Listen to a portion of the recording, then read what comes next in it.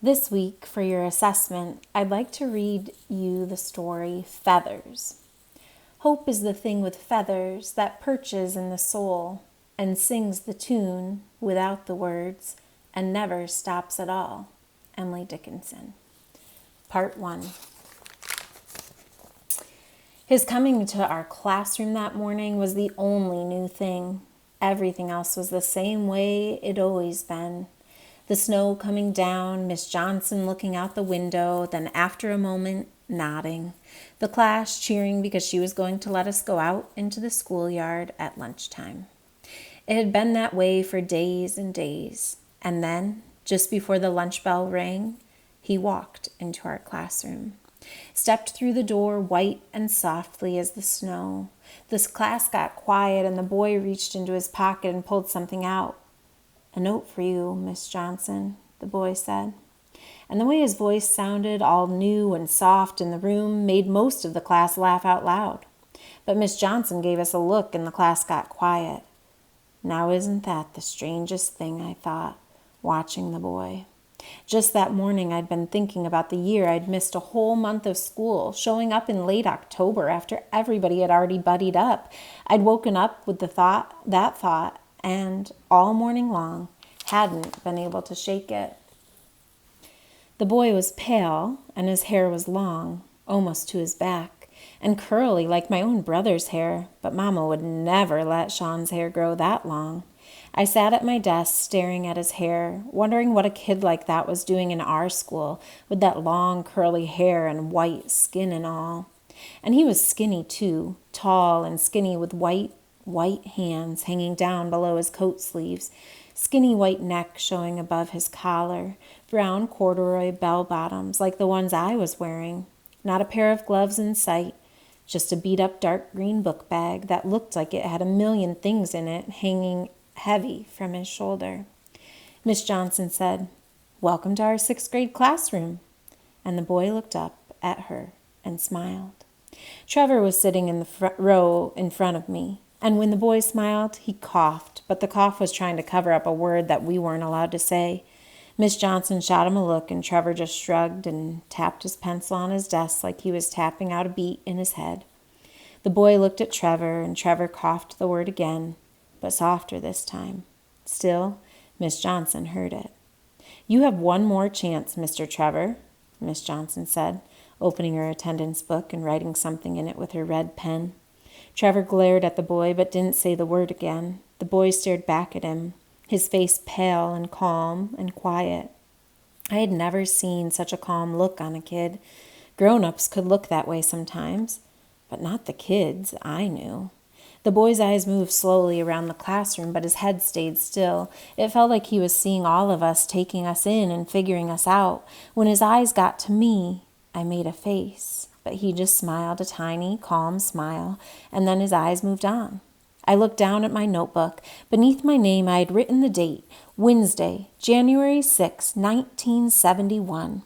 The day before, Miss Johnson had read us a poem about hope getting inside you and never stopping.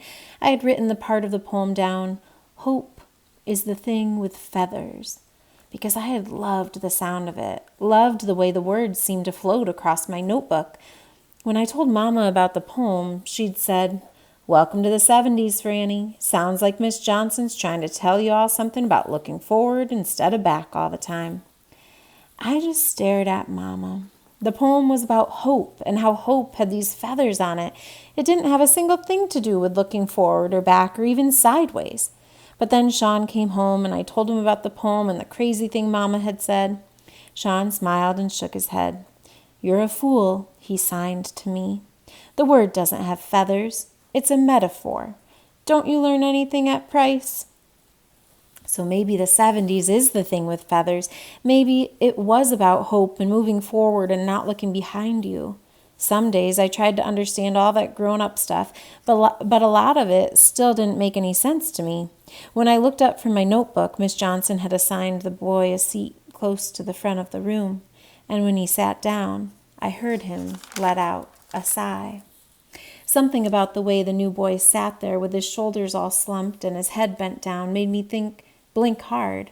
The sadness came on fast. I tried to think of something different, the Christmas that had just passed and presents I'd gotten, Mama's face when Daddy leaned across the couch to hug her tight, my older brother Sean holding up a basketball jersey and signing, "I forgot I told you I wanted this."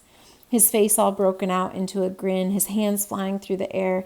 I put the picture of the sign forgot in my head, 4 fingers sliding across the forehead like they're wiping away a thought.